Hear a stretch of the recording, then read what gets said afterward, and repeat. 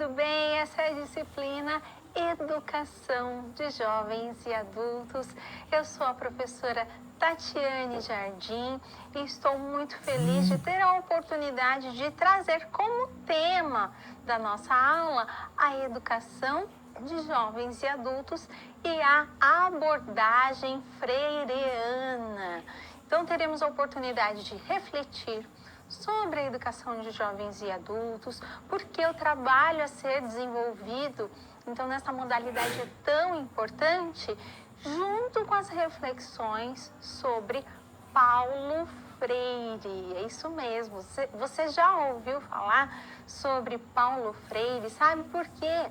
Ele foi tão importante, continua sendo importante para a educação de jovens e adultos e para a educação de modo geral. Vamos acompanhar a contextualização da aula.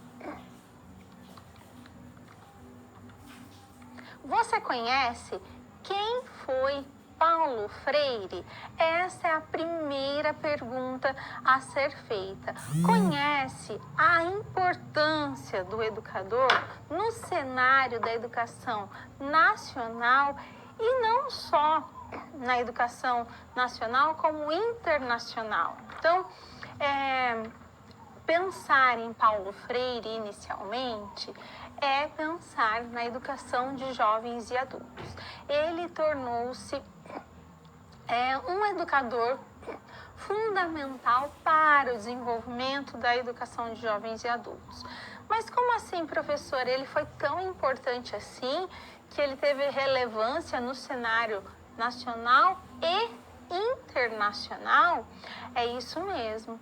Ele, os seus princípios, as suas reflexões, elas tornaram-se conhecidas não só nesse contexto da educação de jovens e adultos. Vale a pena destacar que Paulo Freire foi considerado como um dos maiores educadores do século XX. Isso não é para qualquer um, não é? Então, veja que se o trabalho dele fosse significativo só para a educação de jovens e adultos, já seria grandioso o trabalho que ele desenvolveu. Entretanto, esses princípios, eles influenciaram o trabalho no que se refere à educação como um todo. Não apenas na educação escolar, certo? Então, num contexto bastante amplo. E para um brasileiro ter uma notoriedade tão grande assim, ter uma notoriedade no contexto educacional fora do Brasil, já mostra, já evidencia que, de fato, as reflexões, as questões que Paulo Freire traziam eram bastante significativas.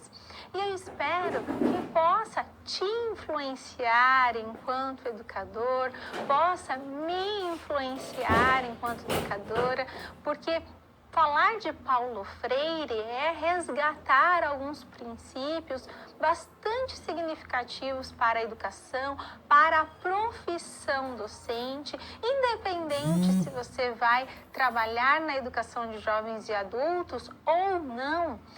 Esses princípios, essas reflexões vão te ajudar a pensar sobre as descobertas, sobre as trocas desenvolvidas, oportunizadas no ambiente educacional. E volto a destacar, não apenas falando do contexto escolar, no contexto formal, no contexto informal. Paulo Freire traz, então, questões que precisam ser revistas sempre. Então, posso dizer por mim, sempre que vou estudar, vou ler, vou analisar uma citação, alguma questão específica de Paulo Freire, acabo me questionando novamente, acabo me avaliando enquanto professor, e é isso. Por isso é que as suas reflexões são tão importantes para o campo da educação.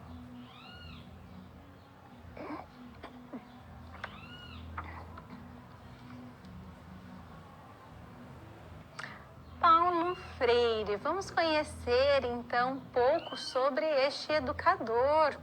este educador que teve uma projeção bastante grande no campo educacional. Acompanhe. Paulo Freire nasceu em Recife em 1921. Ele foi um educador, escritor, um filósofo pernambucano.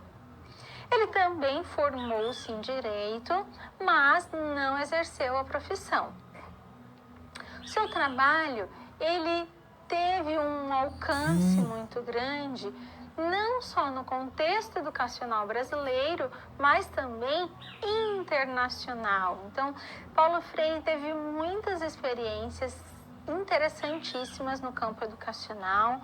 Ele foi professor de língua portuguesa, foi assistente, foi diretor do SESI, professor em várias universidades no Brasil e fora. E aqui eu chamo a sua atenção que entre as experiências que ele teve, ele lecionou na Universidade de Harvard, para que você tenha essa compreensão de como ele realmente era respeitado. Ele assessorava vários governos, governos de diferentes países, no que se refere a aspectos educacionais. Foi secretário municipal de educação em São Paulo.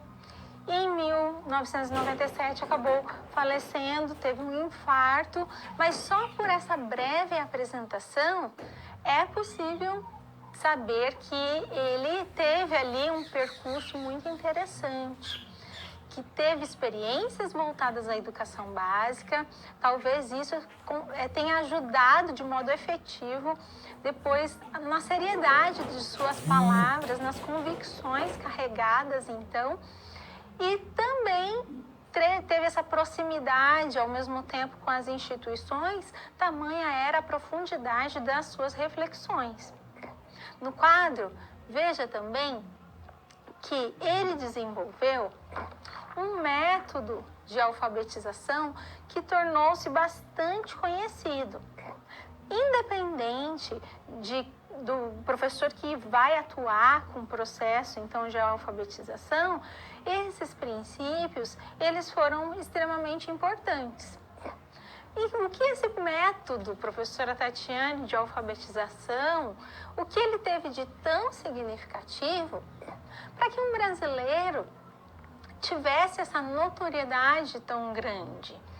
Ele elaborou um método que inicialmente foi aplicado em programas de alfabetização de adultos no Nordeste brasileiro.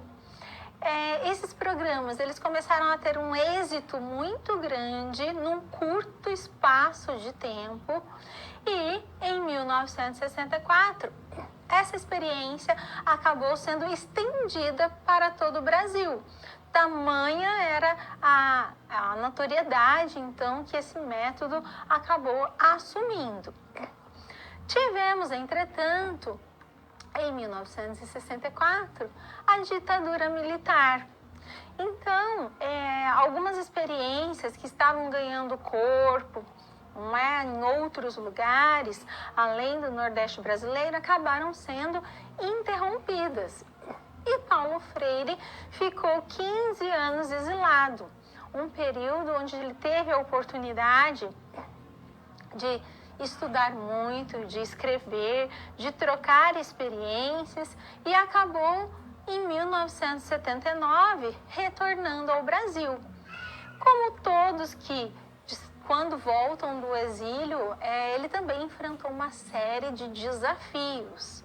Mas esses desafios não impediram que o Paulo Freire desse continuidade ao seu trabalho. Então, nós estamos falando aqui em 1979 e eu anotei, inclusive, um prêmio que ele recebeu em 1986, que é o Prêmio de Educação para a Paz da Unesco. Então, as relações que ele conseguiu estabelecer com as pessoas favoreceram também isso, também receber prêmios, ter o seu trabalho reconhecido verdadeiramente. No quadro, acompanhe também os livros de Paulo Freire, muitos livros tiveram uma relevância grande no cenário educacional. A importância do ato de ler, eu chamo a sua atenção até mesmo para os títulos desses livros. Temos a Pedagogia do Oprimido, que é uma das suas obras mais conhecidas. O livro foi traduzido para 18 línguas. Pedagogia da Autonomia, Pedagogia da Indignação, poderíamos citar ainda Pedagogia da Esperança, Educação e Política, Educação como Prática da Liberdade. Então, só por esses títulos, é possível perceber que Paulo Freire ele queria realmente instigar nas pessoas essa certeza de que eles eram capazes. Olha que interessante, como nós precisamos, de fato, de educadores que nos ajudem a perceber, que acredite que, de fato, a mudança, ela é possível, ela é necessária. Então, eu me lembro, na minha formação mesmo, eu quando li algum livro de Paulo Freire, trazia essa questão pedagogia do oprimido, pedagogia da autonomia, essa questão da reflexão sobre os papéis sociais, de que maneira o indivíduo poderia ter seus direitos garantidos e que relação é essa entre ensinar e aprender, que ainda pode ser vista como uma relação onde o professor é o detentor de todo o conhecimento, que ele vai simplesmente transmitir o saber para os alunos, e vem Paulo Freire trazer uma nova perspectiva, vem Paulo Freire mostrar que o professor, ele é importantíssimo, assim como o aluno. Não existiria a figura do professor se não fosse também a figura do aluno, e traz reflexões sobre como é possível aprender, professor aprender com aluno, aluno aprender com o professor, tendo respeito como um elo fundamental. Então veja, por isso esse é um dos pontos que faz com que de fato as obras de Paulo Freire tenham sido tão significativas para o campo da educação.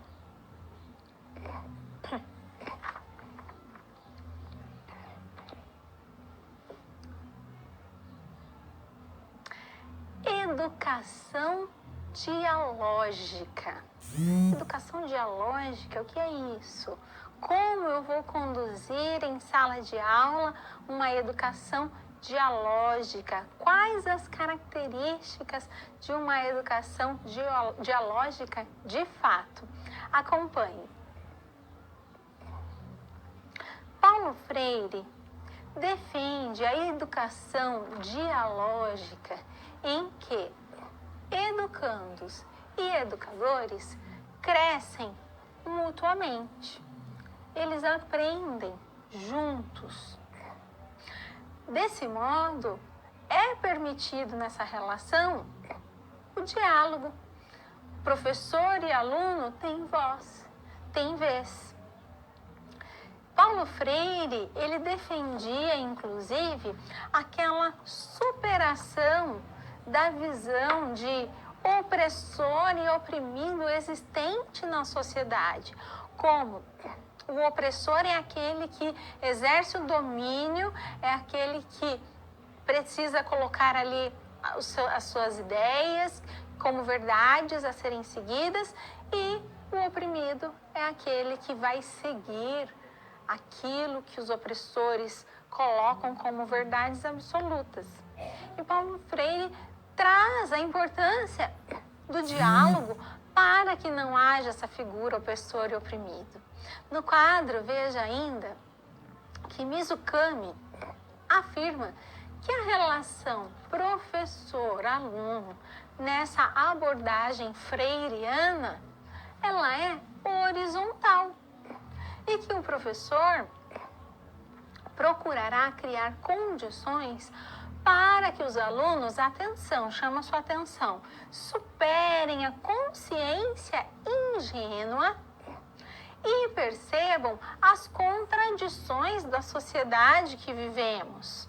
Então, ele quer que o aluno perceba que a nossa sociedade, sim, muitas vezes ela é injusta, que ela nem sempre dá, então, uma posição confortável para todas as pessoas, nem sempre oportuniza os mesmos direitos, mas que a educação poderia abrir os olhos, então, dos indivíduos para que eles soubessem, sim, que eles possuem direitos, eles possuem deveres, eles possuem competências variadas.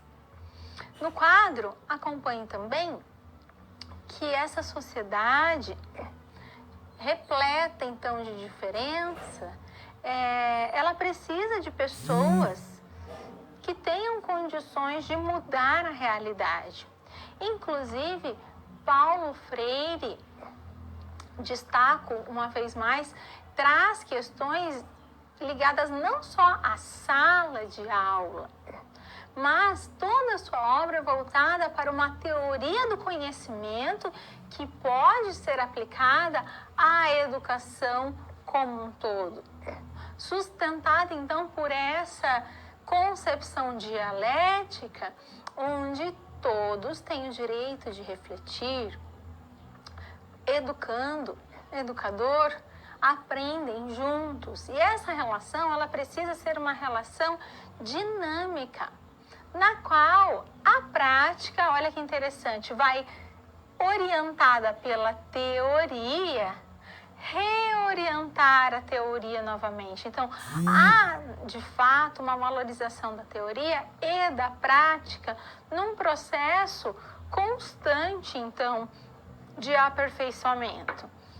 Então, 2 pontos que vale a pena citar é que Paulo Freire criticava aquela educação bancária. O que seria a educação bancária? Aquela educação como se o professor fosse aquele que fosse depositar o conhecimento meramente no aluno, como se o aluno não tivesse condições de assumir, então, o seu papel efetivamente, e acaba tendo uma postura mais passiva. E essa passividade, então, qual a relação dessa passividade e também da crítica? Porque quando nós falamos em Paulo Freire, no desenvolvimento da criticidade, não se refere a falar mal do trabalho do outro, não é? Então, eu não gosto de receber crítica, como se alguém estivesse falando mal do meu trabalho. Não, a ideia da crítica seria uma consciência sobre os problemas existentes na sociedade, uma consciência dos papéis existentes ali na relação professor e aluno, como se todos ali tivessem e possuem, de acordo com as questões tratadas por Paulo Freire, condições de construir a sua própria cultura, condições de construir seus conhecimentos, que não é, então, uma questão passiva. O aluno não deve assumir essa questão, essa visão, essa postura passiva, apenas como aquele que fica ouvindo, como se ele não tivesse condições de construir, de refletir, de dar a sua opinião, de concordar com o professor, de discordar com o professor. Porque quando eu discordo da outra pessoa, não significa que eu estou brigando com ela. E a nossa sociedade, às vezes, faz essa confusão. Eu posso não concordar com uma pessoa e admirar aquela determinada pessoa. Então, quando nós estamos falando de educação, é importante, sim, saber que o professor, ele tem um papel diferente. Professor e aluno não têm as mesmas experiências, mas podem aprender uns com os outros. Então, essa ideia de depositar conhecimento é uma ideia que já, de acordo com as reflexões de Paulo Freire, está ultrapassada. Pensa naquela educação tradicional, onde o aluno não tem voz, não tem vez, que o professor é conhecido como o detentor do conhecimento, ele é quem sabe de todas as coisas, e o aluno, ai do aluno se questionar algo que o professor pensa, algo que o professor faz. E, na verdade, essa educação dialógica, ela tem a ver com troca, ela tem a ver com diálogo, ela tem a ver com ajuda, porque o professor pode ajudar o aluno a se desenvolver, o aluno também pode ajudar o professor a se desenvolver e assim por diante.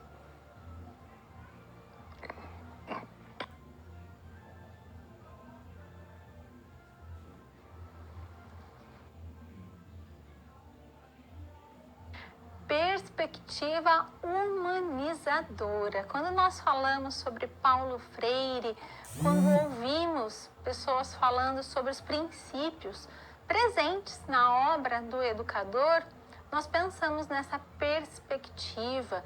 Então, há um olhar mais humano, um olhar respeitoso para com o indivíduo. Acompanhe.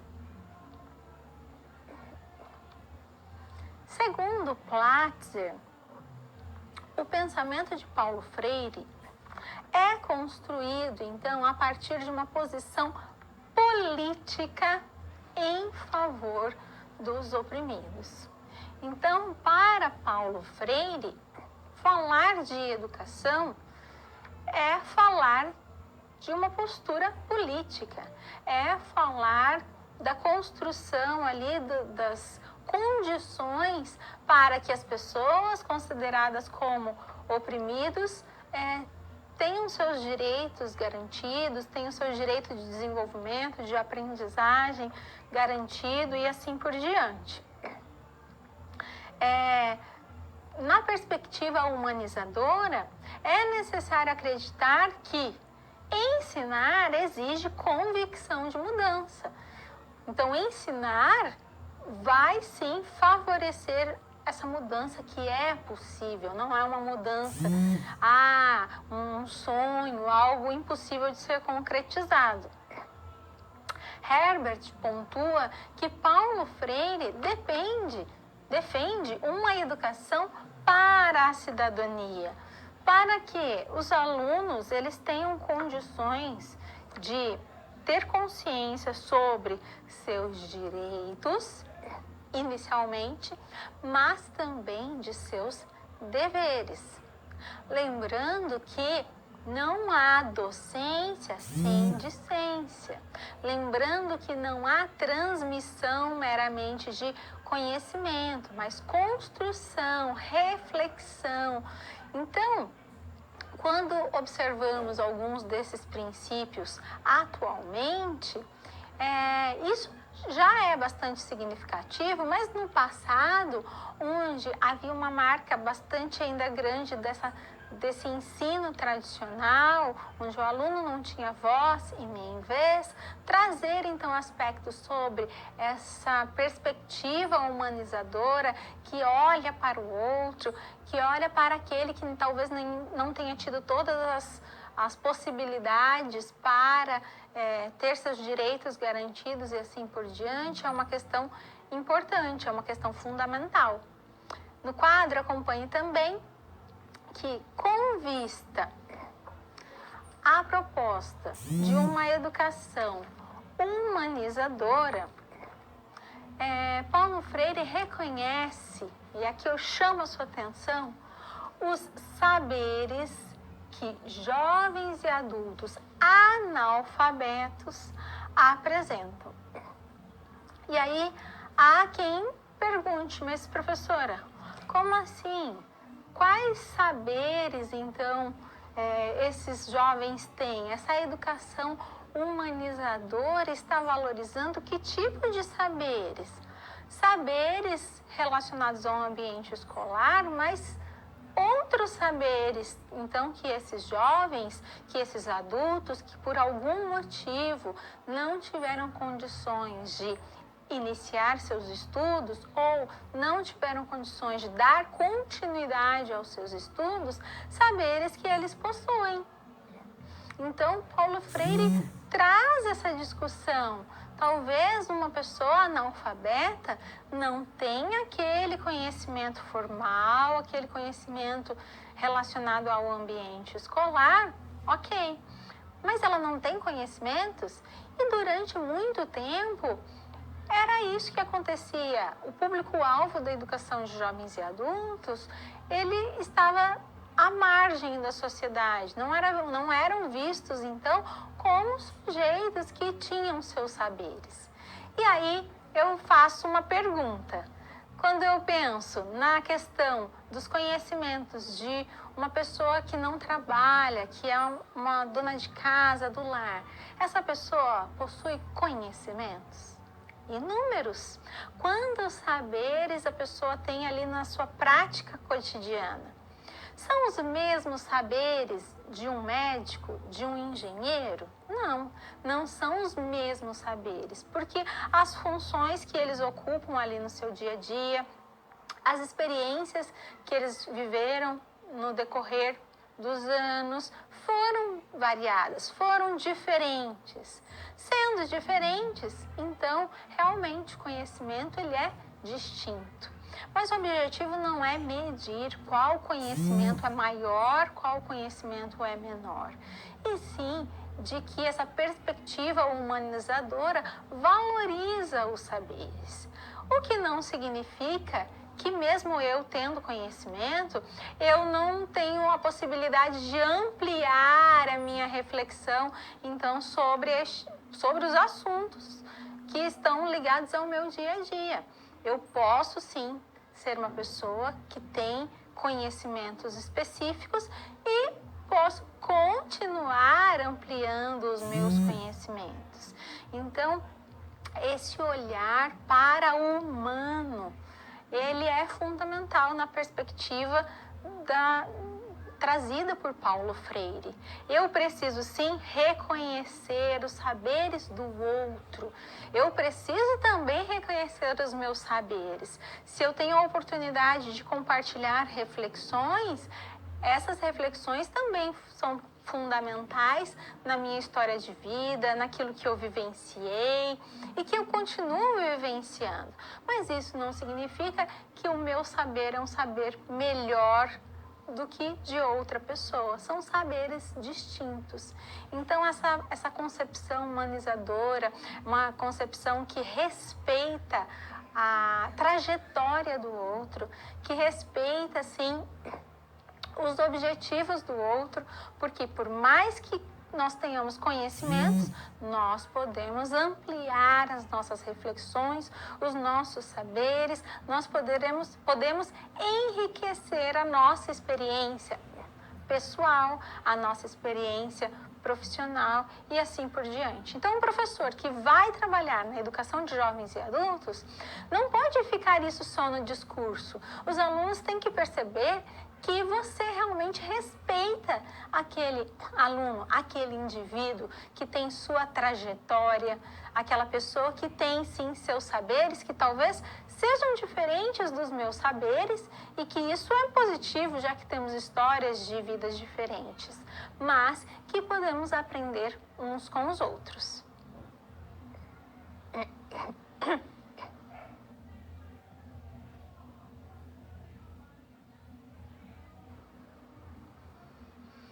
Chegou a hora de analisar uma situação, problema, imaginando o que você faria se na sua prática você encontrasse, se deparasse com essa situação.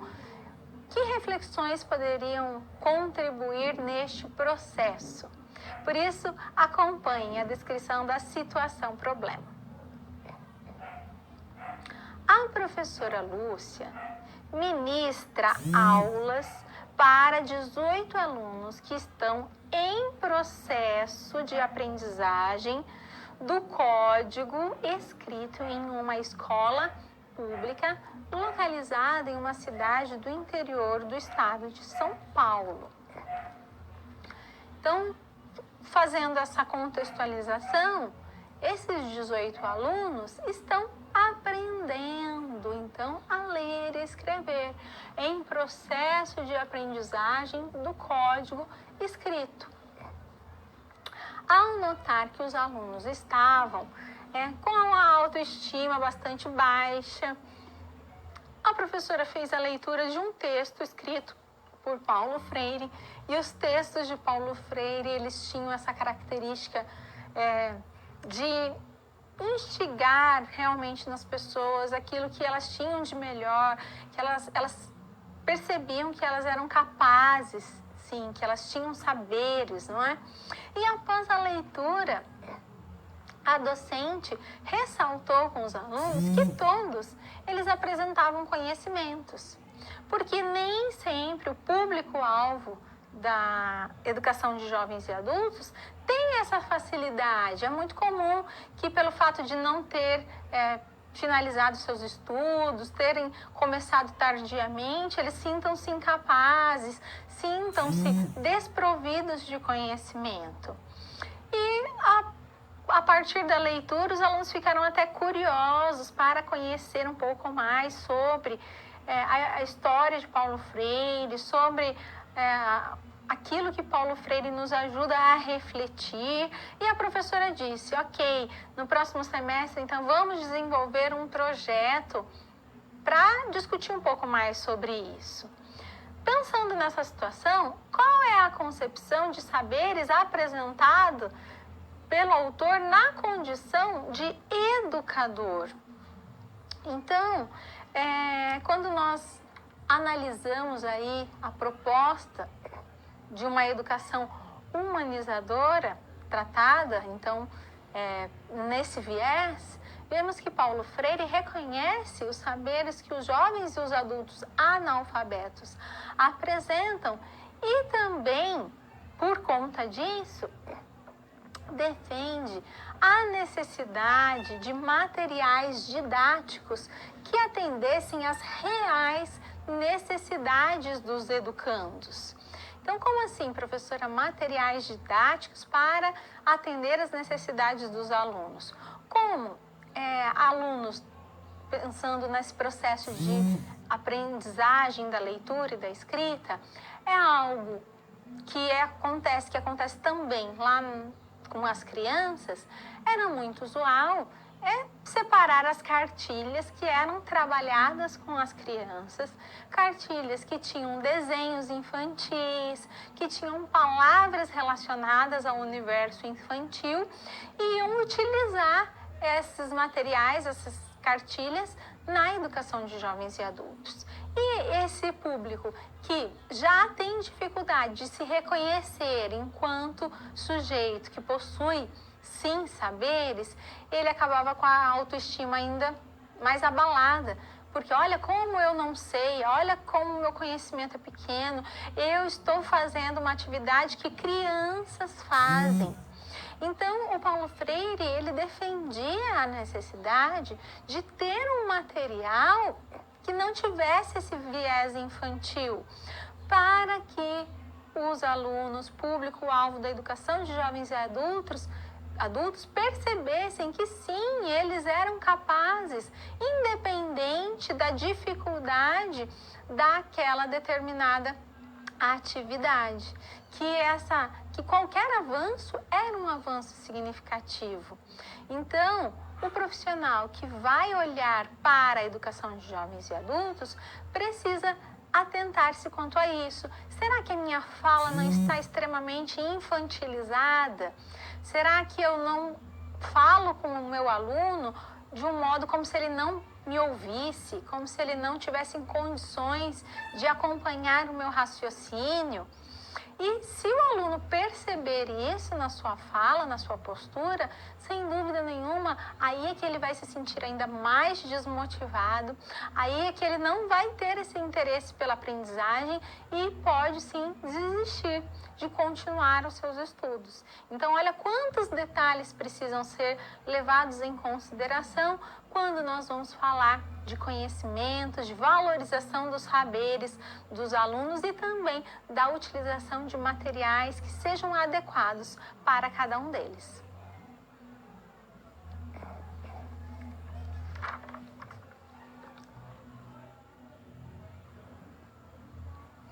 Temos nosso momento de interação agora. Chegou a hora de refletir um pouco, então, sobre questões fundamentais para o trabalho a ser desenvolvido na educação de jovens e adultos. Acompanhe a pergunta. Que tipo de ações indicam uma postura voltada à educação dialógica? Então, você, enquanto professor, se deseja assumir uma postura dialógica, que ações estão relacionadas a essa postura? Pense e envie sua contribuição, daqui a pouco voltamos.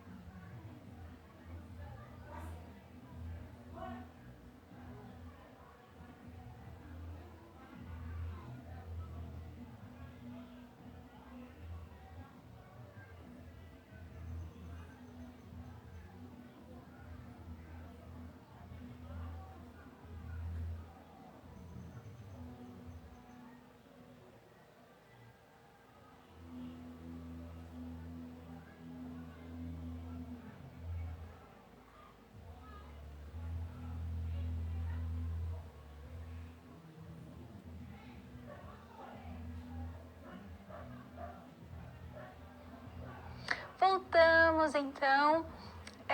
Temos aqui uma contribuição, partindo então da pergunta: que tipo de ações indicam uma postura dialógica? Temos uma contribuição de São Miguel do Araguaia. Olá, pessoal. Vitória da Conquista, que falou: entendendo a importância do outro na formação do indivíduo, deve-se permitir ao aluno participar ativamente das aulas, trazendo as suas vivências. Então, o que não é uma postura dialógica?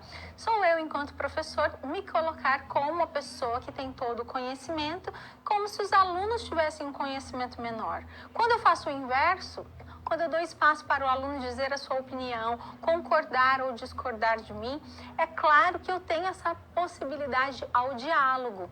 Então, eu dou a oportunidade do aluno se desenvolver.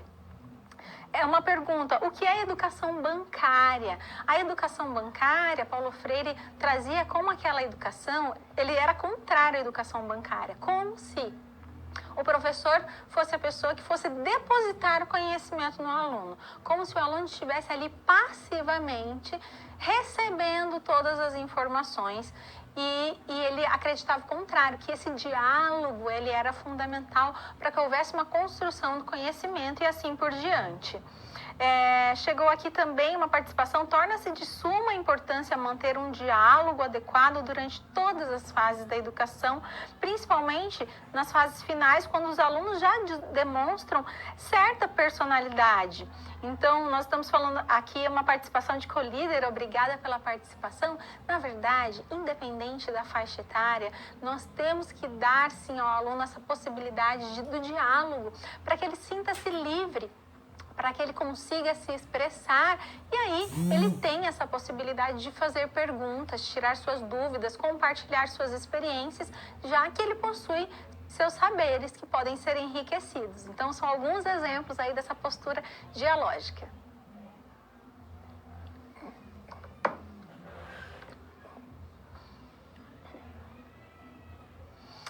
Falar sobre leitura de mundo. Quando nós trazemos uma discussão aí pautada em Paulo Freire, é um conceito bastante amplo, independente de qual seja a área de atuação. Então, quando eu falo leitura de mundo, é uma leitura que é anterior à leitura das palavras. Acompanhe. Andreola destaca que a leitura de mundo expressa um dos grandes temas geradores na obra de Paulo Freire. Então, se nós falarmos assim: professora, que metodologia, que método Paulo Freire utiliza? Ele utiliza o conhecimento do aluno, ele utiliza, então, a leitura do mundo anterior à leitura da palavra, ele utiliza os direitos, o direito que o aluno precisa ter de ter uma educação humanizadora, uma educação que respeite a sua trajetória. Na concepção de Paulo Freire, cada educando possui a sua leitura de mundo. Como assim, professora? A alfabetização proposta por Paulo Freire terá na leitura de mundo e na leitura da palavra, então veja dois tipos de leitura, leitura de mundo e leitura na palavra escrita, uma relação integradora e pautada em uma discussão aprofundada sobre a realidade de todos, não de alguns, de todos aqueles envolvidos, então, nesse processo. Vale destacar que essa aprendizagem da leitura de mundo está relacionada ao modo como os alunos observam a sua realidade. Vamos trazer aqui um exemplo. Antes mesmo de aprender o código escrito, a criança, o jovem, o adulto, precisa reconhecer o mundo ao seu redor. Então, ele vai, por exemplo, aprender a ler alguns sinais. Quando um adolescente, um jovem, vê um sinal de fumaça, e ele já sabe que aquele sinal pode ser fogo. Então, há uma leitura de sinais, leitura de mundo. Imagina que um pai encontra seu filho e mesmo que o filho não fale nenhuma palavra, ele sabe que aconteceu alguma coisa, tem algum problema, pelo semblante que o filho apresenta. É uma leitura de uma situação. Então, Paulo Freire trazia muito essa questão da leitura de mundo anterior à leitura da palavra, o que significa não apenas no que se refere a aprender a ler e escrever, como se a leitura do mundo ela é fundamental para qualquer tipo de aprendizagem, seja qual área nós estivermos falando. Então, como nós vamos ajudar o aluno a interpretar o mundo ao seu redor, interpretar as falas das pessoas, as relações e assim por diante. No quadro, acompanhe ainda. Primeiro, Paulo Freire defendia a leitura do mundo. E aqui há um relato da sua própria história. Quando ele fala sobre a sua infância, sobre as experiências que ele tinha lá no seu quintal. Então ele fala, antes de aprender a escrever, eu tive primeiro a leitura do mundo, do pequeno mundo em que me movia. Depois, a leitura da palavra, que nem sempre, ao longo da minha escolarização, foi a leitura da palavra mundo. E essa fala ela é muito interessante, ela é muito significativa.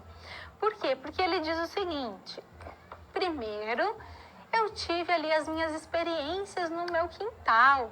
Eu brincava com as árvores, com as flores, e depois eu comecei a ter as experiências com o mundo das letras, mas nem sempre essas experiências elas estavam relacionadas à palavra mundo. Ou seja, nem sempre a leitura formal ela tinha uma relação com a minha vida, com a minha trajetória. E quantas vezes, e eu vou substituir agora a questão da alfabetização, não apenas pensar em aprender a ler e escrever, mas eu vou trazer a ideia de conhecimento.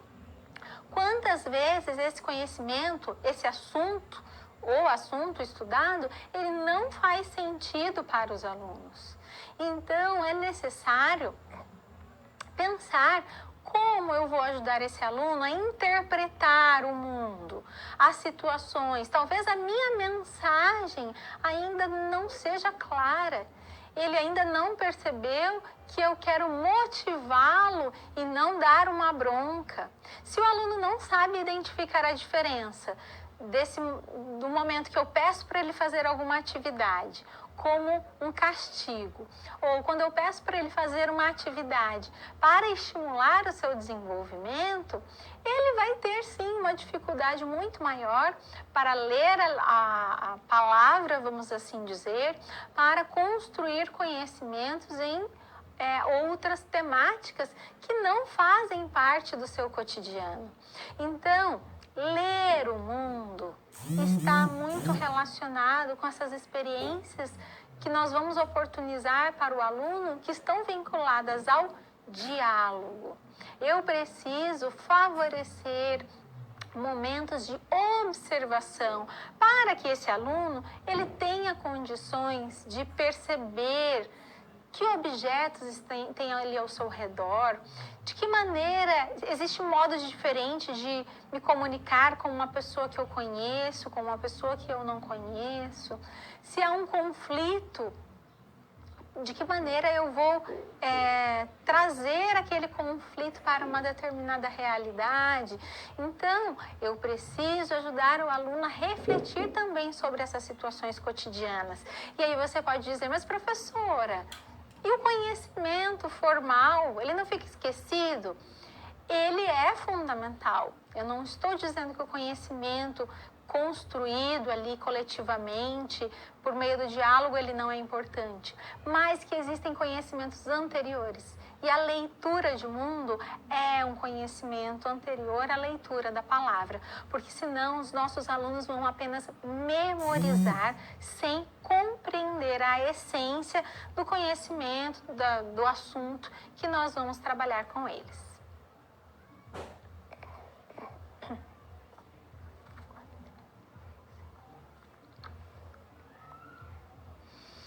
Alfabetização. Então, falar de alfabetização em Paulo Freire é importante, mas o porquê é necessário refletir sobre a alfabetização, mesmo quando o objetivo não é trabalhar necessariamente só a alfabetização, porque não importa qual seja o conhecimento que você vai trazer, não importa. O que é importante é você perceber a essência da proposta de alfabetização tratada por Paulo Freire, que teve realmente esse reconhecimento internacional, e a partir da realidade de cada aluno, você vai descobrir as melhores estratégias.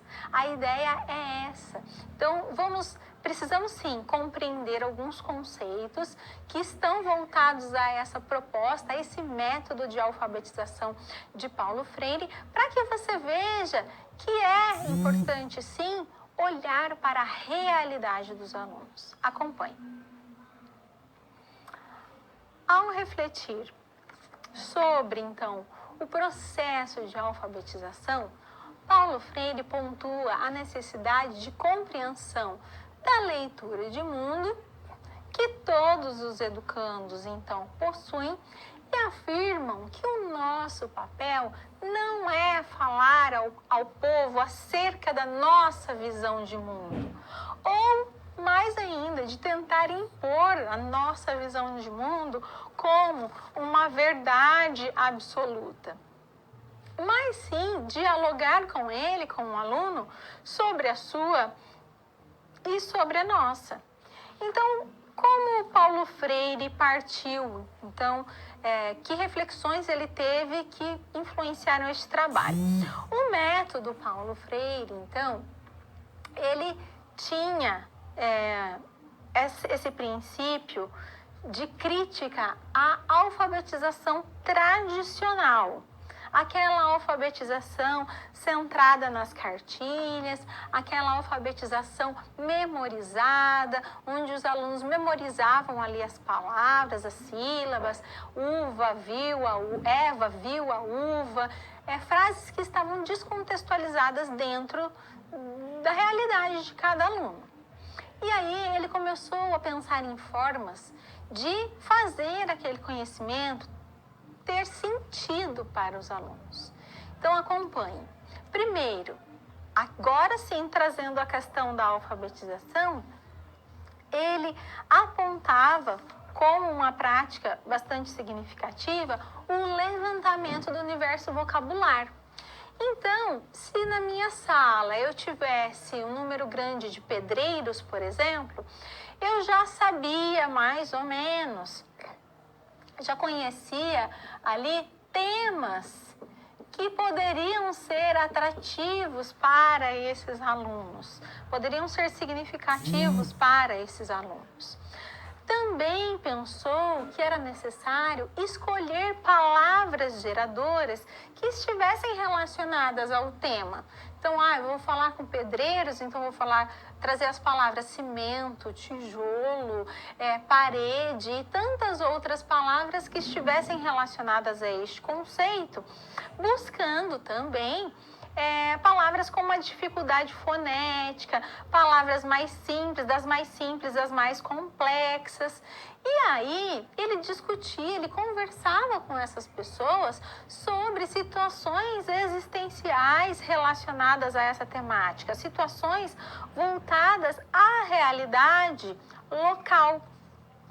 E assim existia a ideia dos círculos de cultura também, onde esses alunos eles tinham a possibilidade de conversar sobre temas. Porque, vamos trazer esse ponto, é importante se expressar, é importante interpretar uma pergunta. Quantos alunos têm dificuldade de fazer uma interpretação de texto? Dar a resposta para uma pergunta porque nem conseguiram descobrir o que está sendo perguntado. Então ele acreditava nessa real necessidade de conversar com os alunos sobre temáticas variadas. E aí as palavras, as temáticas tinham uma relação sobre as perguntas que eram feitas. Então esses círculos de cultura eram espaços onde o aluno devia se sentir à vontade para dar a sua opinião, para compartilhar um conhecimento ou a falta deste conhecimento. No quadro, vejo também mais uma questão importante que eram as fichas roteiro. Essas fichas, o professor tinha ali um controle sobre a indicação de subtemas que podiam estar relacionadas àquele tema em especial, as palavras geradoras, até mesmo porque o conhecimento que o professor tinha não era o mesmo conhecimento do que os alunos tinham. Então, talvez o professor ele ia precisar realmente de uma ajuda, de pensar em subtemas, de pensar em palavras que estivessem relacionadas àquela temática. Então, seja qual fosse a realidade dos alunos, nesses momentos de conversa informal, o professor ia descobrindo sobre o que os alunos gostavam, o que eles faziam no seu cotidiano e tentava trazer essas experiências para que as palavras escolhidas, para que os exemplos tivessem sentido para o cotidiano dos alunos. No quadro, veja também a questão da decomposição das famílias fonéticas, que tinham então uma relação com os vocábulos das palavras geradoras. Tinha também as fichas de descobertas, que eram utilizadas para que os alunos tivessem interesse por novas sílabas e assim por diante. Então, vemos que, segundo Carvalho, Freire considera que o adulto analfabeto, apesar de não ter aquela instrução escolar, ele participa do mundo do trabalho, ele tem a sua própria cultura, ele tem um legado de experiência e conhecimento de mundo. E nesse contexto, a alfabetização é um instrumento de conscientização visando sua utilização para que homens e mulheres sejam despertados para o conhecimento, então, de seus direitos. Então, por isso é que Paulo Freire ficou tão conhecido, as suas reflexões foram fundamentais, porque ele partia da realidade do aluno. Então, você pode ter duas turmas da educação de jovens e adultos com experiências completamente diferentes, em duas cidades ou na mesma cidade, no mesmo bairro. Então, você pode sim ter uma necessidade maior de conhecer esses alunos a fundo para que os exemplos, as frases, as metodologias sejam indicadas para aquela realidade daquele determinado grupo.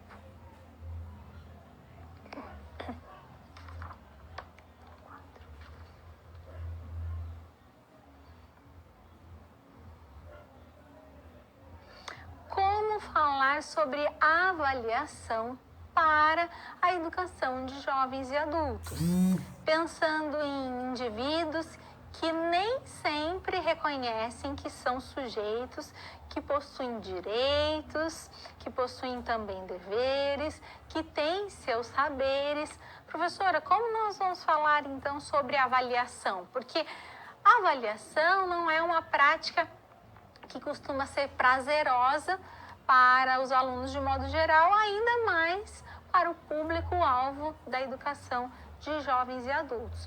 Por isso é que é necessário modificar o nosso olhar sobre o modo como nós percebemos a avaliação. Porque se nós estamos, de fato, com o desejo de contribuir com o desenvolvimento do aluno, o aluno precisa ter certeza que eu não quero avaliar o aluno como uma prática de castigo.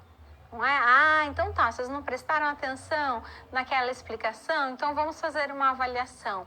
Não dá para ter esse olhar. O aluno, público-alvo da educação de jovens e adultos, ele tem que perceber que a essência da avaliação ela é muito maior. Acompanhe. O processo de avaliação para Paulo Freire consiste, olha só, na autoavaliação e ou avaliação mútua e permanente da prática educativa a ser realizada tanto pelo educador quanto pelo educando. Então, tanto o aluno quanto o professor precisa ser avaliado. E como esse aluno, ele vai aprender a se autoavaliar, professora? Mas ele tem consciência daquilo que ele precisava desenvolver e o que ele desenvolveu de fato. Como eu vou trabalhar a autoavaliação? Perceba que tudo está muito interligado. Se eu tenho o hábito de dialogar com os meus alunos, eu vou explicar por que tal atividade é importante, eu vou descobrir as temáticas que são interessantes para os alunos, qual é o conhecimento que o meu aluno tem sobre aquela determinada temática.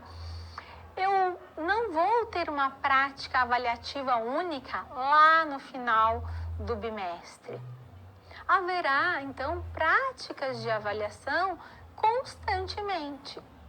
Então, imagine que esse diálogo, que é tão importante para todos, mas pensando na educação de jovens e adultos, quando eu peço para o aluno fazer uma pesquisa sobre determinado assunto e o aluno chega no dia seguinte, na semana seguinte, independente do prazo que eu coloco, o aluno fala que não fez a atividade.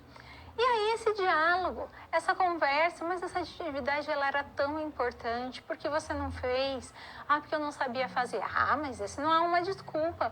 Você sabe que você pode contar com a minha ajuda, você pode contar com a ajuda de um colega. Então, a reflexão sobre o processo vivenciado, ela é importante. Significa que vai ser tudo lindo, perfeito? Não. O aluno que consegue perceber que ele não alcançou todos os objetivos esperados, mas que ele também reconhece que, embora ele não alcançou esses objetivos, ele teve uma evolução, é um aluno que já sabe se autoavaliar. É um aluno que já começou a ter uma consciência sobre o que é uma autoavaliação, sobre o que é uma avaliação.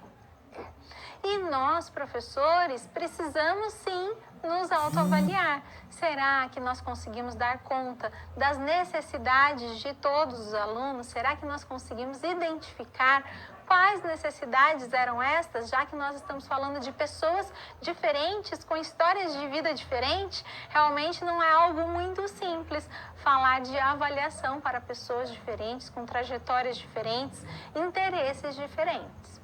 Acompanhe. A avaliação é uma atividade que acompanha as ações humanas. E ao refletirmos especialmente, então, sobre o processo de educação, agora sim nós estamos falando de educação escolarizada, já que tem esse olhar aí sobre as aprendizagens que ocorreram ou não, as práticas avaliativas devem ser realizadas em uma perspectiva que contribua para o desenvolvimento dos educandos. Então, destaco uma vez mais, avaliar é um processo de investigação sobre os conhecimentos que o aluno já conseguiu construir, sobre aqueles conhecimentos que o aluno está em processo de desenvolvimento. Então, essa ampliação de conhecimento, ela precisa ser coerente e precisa ser instigante. A avaliação é um processo dinâmico. A avaliação deve levar em conta as diferenças, mas não deve trazer a ideia da exclusão. Então, quando eu reconheço que os meus alunos são diferentes, quando eu penso em estratégias diferentes de avaliação por conta das vivências dos alunos, das dificuldades dos alunos e assim por diante, eu falo sobre contextos diferentes e não contextos de exclusão. Então, não vou privilegiar uns alunos em contrapartida a outros. Então, a minha fala, ela tem que ser coerente com aquilo que eu faço também. É fácil? Não é fácil, porque nem sempre a gente consegue fazer tudo aquilo que a gente quer. Enquanto aluno, nem sempre você conseguiu se dedicar, seja por uma questão de ordem pessoal, algum problema do trabalho, que você não teve uma dedicação como você gostaria dentro de um contexto educacional. No contexto da atuação profissional enquanto docente também. Mas essa reflexão ela é importante. Falar para o aluno que esse processo avaliativo, ele não termina, ele é contínuo. Talvez em algumas situações existe uma data, um prazo específico, mas que nós vamos continuar nos desenvolvendo sempre e que, por isso, a reflexão, a consciência, quanto ao processo de aprendizagem, ao tempo que eu dedico, que eu me dedico, é fundamental.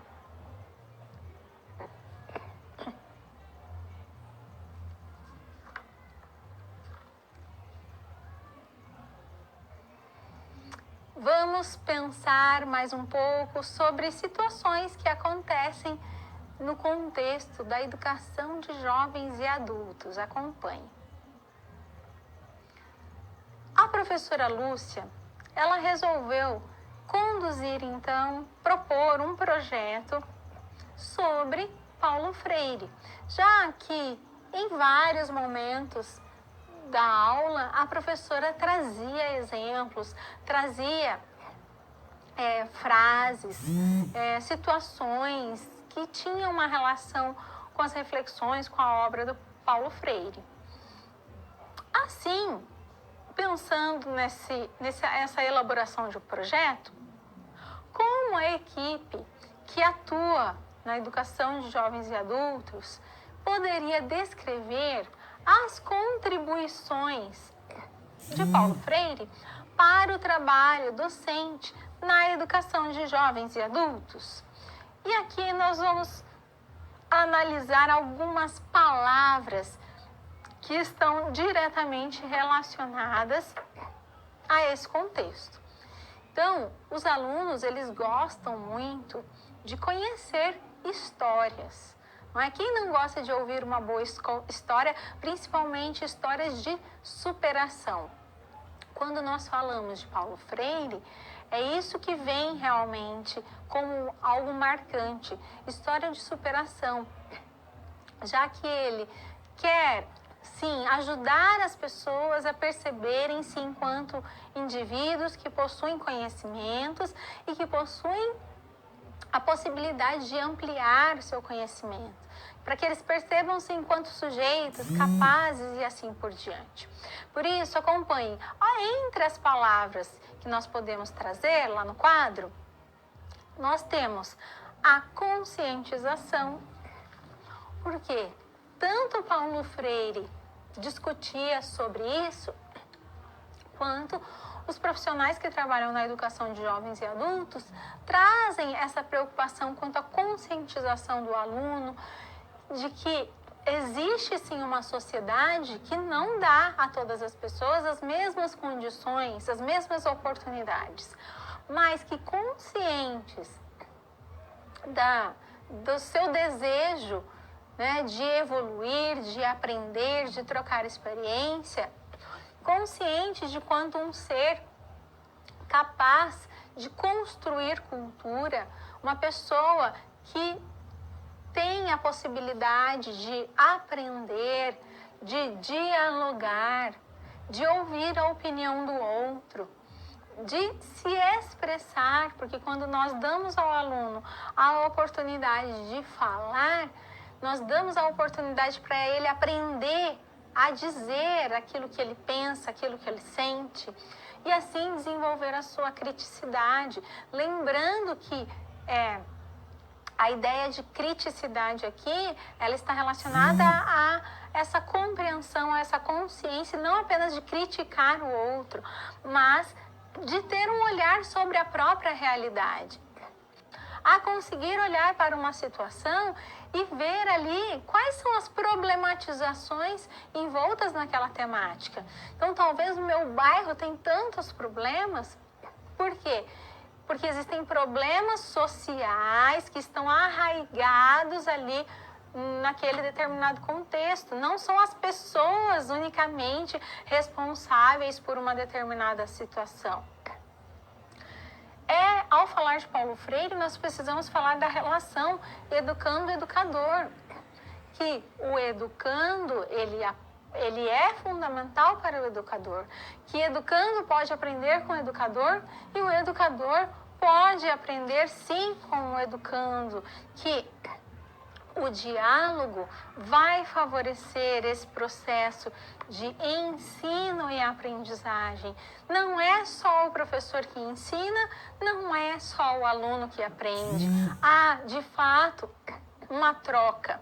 E assim, há um processo de emancipação, porque esse aluno, ele vai perceber que ele é capaz, que ele pode ser livre, pensando em contextos políticos, culturais, sociais. Quando o aluno desenvolve essa consciência dos problemas existentes na sociedade, ele percebe que o problema maior não é ele, mas sim a consciência quanto às formas para solucionar, para amenizar problemas.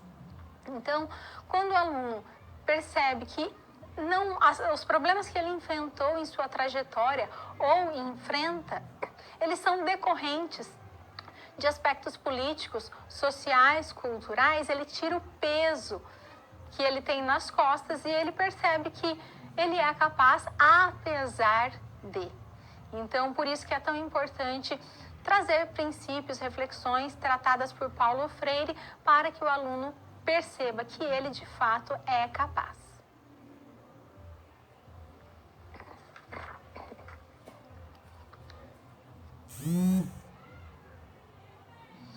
Temos mais um momento de interação. Eu quero muito que você participe. Acompanhe a pergunta.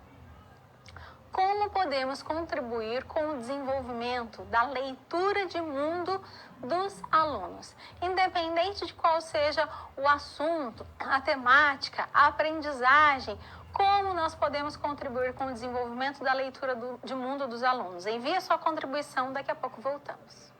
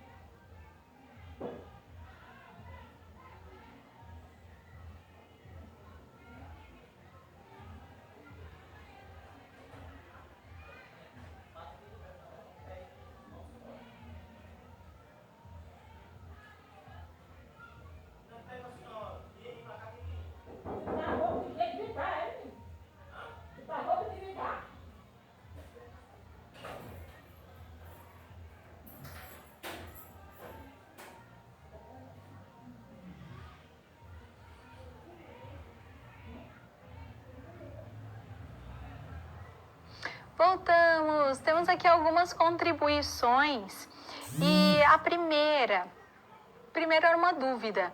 Por favor, o que Paulo Freire quer dizer? A verdade deve ser buscada através do diálogo em que o professor aprende ao ensinar. Conforme eu, enquanto professora, tenho a oportunidade de refletir sobre uma temática, de buscar exemplos para que você compreenda, eu tenho a oportunidade de aprender comigo mesma, aprender com as minhas reflexões, aprender com as respostas dos alunos e assim por diante.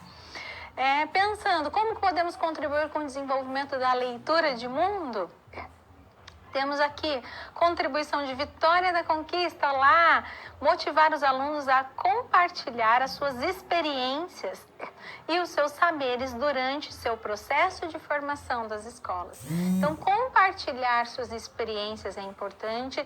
Também, uma dica que eu gosto muito é trazer a vivência dos alunos para o contexto.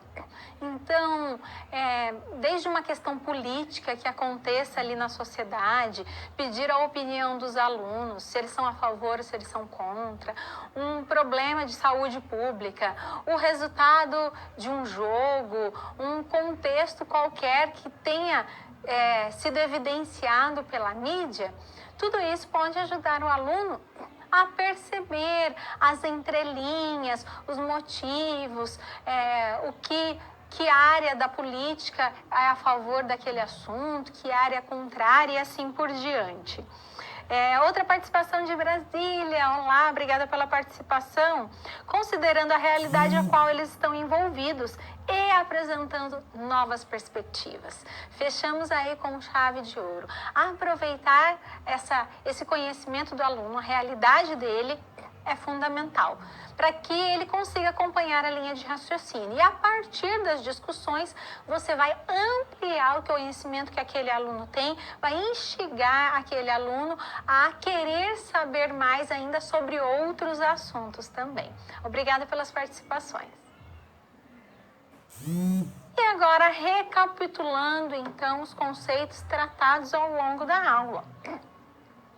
Estudamos que Paulo Freire foi um educador, escritor, filósofo pernambucano, muito importante para o contexto da educação, não só no Brasil, como internacionalmente, que ele defendia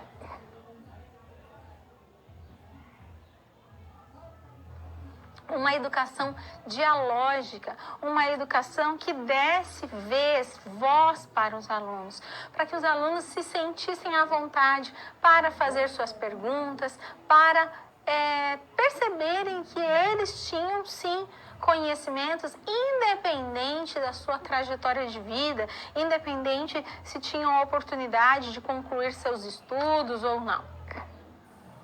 Também vimos que esse método Paulo Freire, podemos assim dizer, e muito mais do que método, é uma perspectiva utilizada no contexto educacional, tinha como característica uma perspectiva humanizadora, de respeito, de igualdade, que visava essa igualdade de oportunidades, que acreditava no potencial humano. Também vimos o conceito de leitura de mundo, pensando como a leitura de mundo anterior à leitura da palavra, o modo como os indivíduos observam as pessoas, as situações ligadas ao trabalho, ligadas ao prazer, tudo isso está ligado ao modo como esse aluno vai perceber o mundo ao seu redor. E essa leitura de mundo, ela é fundamental para a alfabetização. Ela é importante para que o aluno não perceba apenas como memorizar as palavras, as letras, as palavras, as frases, mas para que a aprendizagem tenha sentido de fato para os alunos. E a avaliação também precisa ser considerada como algo diferente neste processo. Eu não posso considerar a avaliação como um jeito de punir o aluno. Eu tenho que trazer para a sala de aula essas reflexões, esse diálogo sobre a importância de avaliar o meu conhecimento, avaliar o meu empenho, o empenho do professor, o empenho do aluno, as formas então de aprender, então, porque alguns alunos vão ter mais facilidade ao ler em voz alta, ao assistir uma reportagem, outros alunos vão ter uma facilidade maior em ouvir, outros alunos vão ter mais facilidade quando você traz um exemplo, que aí ele vai buscando na memória situações que ele passou no decorrer da sua trajetória e aí aquele conhecimento começa a fazer sentido para ele. Então, é importante sim saber que as práticas avaliativas, elas fazem parte do contexto educacional, seja qual assunto nós estivermos tratando com os alunos. Então, falar de Paulo Freire está relacionado com essa questão da cultura, né? A ideia é que todos tenham as mesmas oportunidades. Mas como eu vou dar as mesmas oportunidades para os alunos? Olhando para a realidade de cada aluno. Vou tratar um jovem, um adulto como uma criança? Vou trazer exemplos infantis para o contexto da sala de aula? Não.